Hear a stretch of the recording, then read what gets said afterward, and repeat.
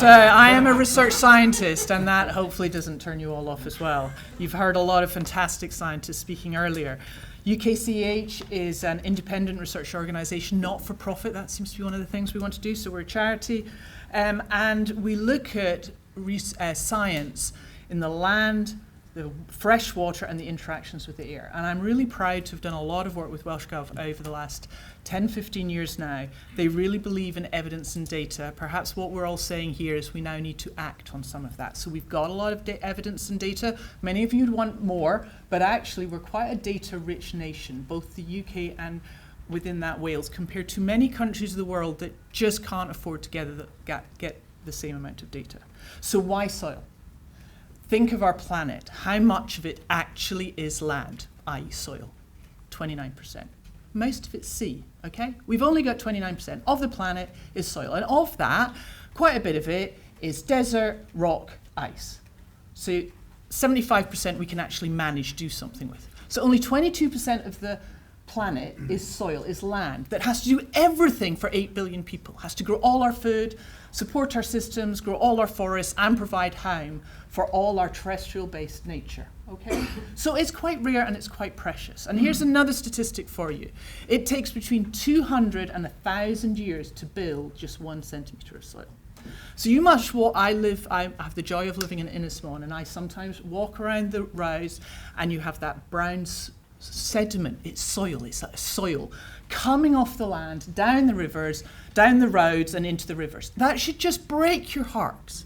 That's hundreds and hundreds of years of nature just being washed away.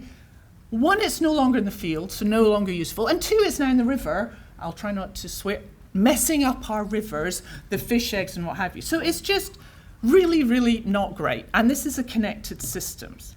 Right, so soil, what does it do for us? Why should we love it? And at the end of it, I want you all to love soil as much as you love water. It regulates and stores water. Look at Spain, right? Yes, they've had more frequency because of climate change, but I'm sure many of you read, if you kept reading down the BBC blogs, they said they've been so dry, the soil is so hydrophobic, it couldn't absorb the water, and that accelerated the runoff, right? So our soils, if we work with them, they can store water, reduce flood peaks, help mitigate droughts, and also reduce heat. In our cities, if we look after our soil, it actually can reduce temperature in our cities by 1 to 2 degrees. That's actually really important for health. Stores carbon. Here's a number, 4,562 million tonnes of carbon to 1 metre depth in Wales, in the UK, in our soils, right? That's helping mitigate climate change. Not as much as it should be doing, and I'm going to come back to that because we are all slightly getting obsessed with soil carbon meeting net zero. Recycle nutrients.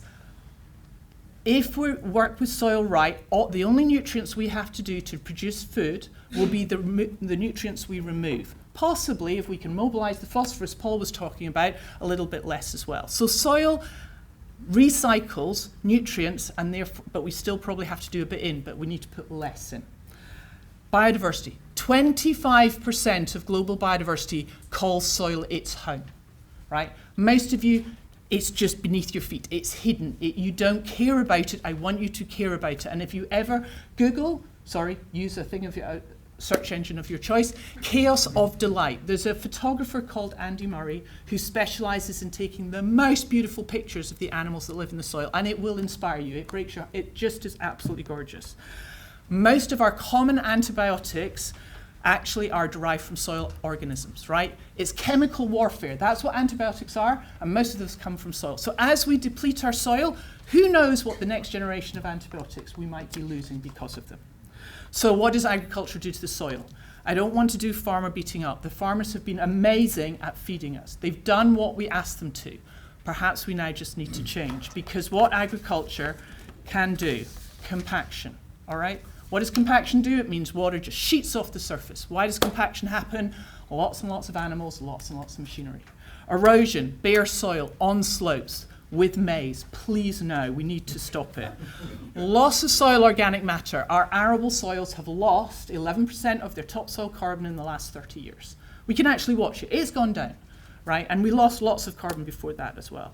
Excess nutrients. we're not very good, as Paul and others have said, of matching crop need to how much we put on. We just put on because we do it. We're not matching what the needs are. So we're eutrophying our soils, and we've got control chemicals. We've heard about some of them. And then, animal numbers, I'm just going to go, we've done dairy, we've done poultry, I'm going to do sheep. Because I have a few conversations with sheep farmers who say we're undergrazing these days.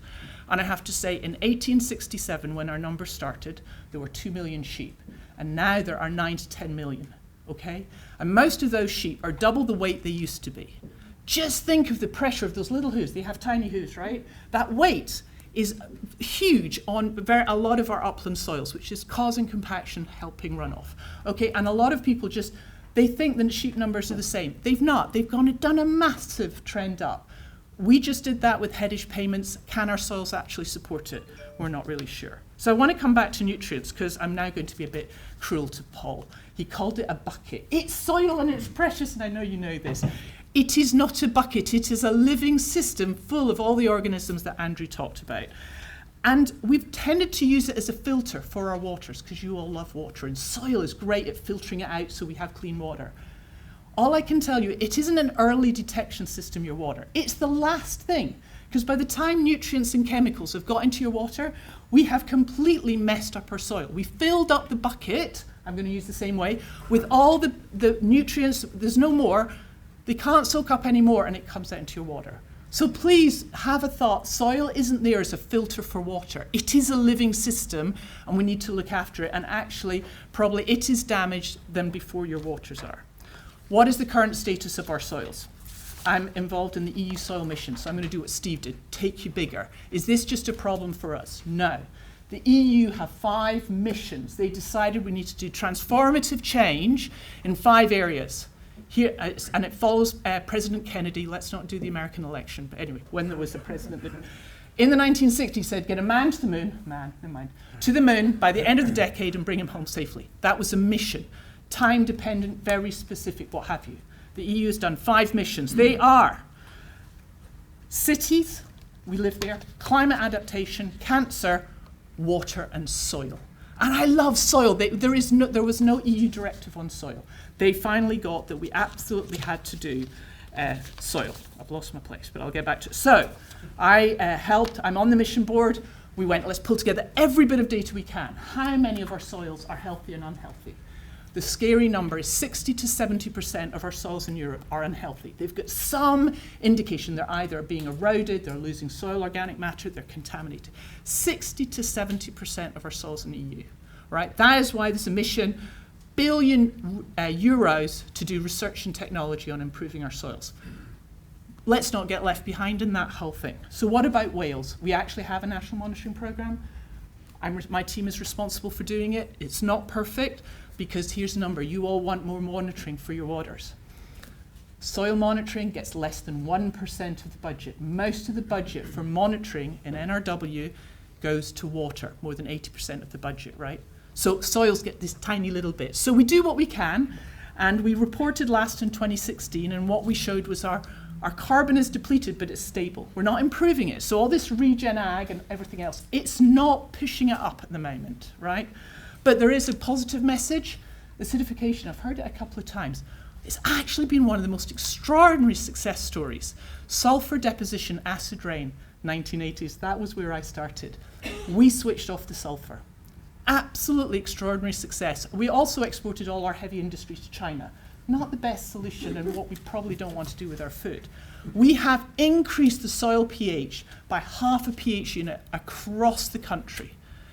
It's a log index. That's huge, huge change. Now we're starting to see it acidify because farmers aren't adding lime with their nitrogen, as Andrew said.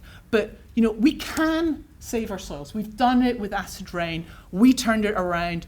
I haven't got a slide, but honestly, it's the most extraordinary change. So let's do it for other things. So what can we do?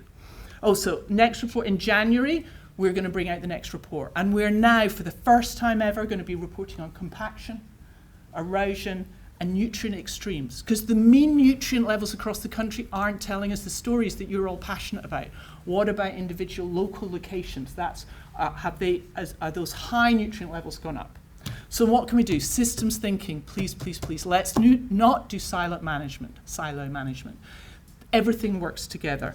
More diversity at the field and the landscape scale. Less bare soil. Matching inputs with crop needs. How many animals can we really support sustainably in this country?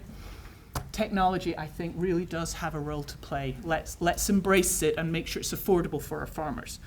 And I'm just going to end with, we must not create a green and pleasant land for ourselves and export our food footprint to other less able countries, less economic sensible. You made the point, sir. I'm really passionate about that. We need to think about this.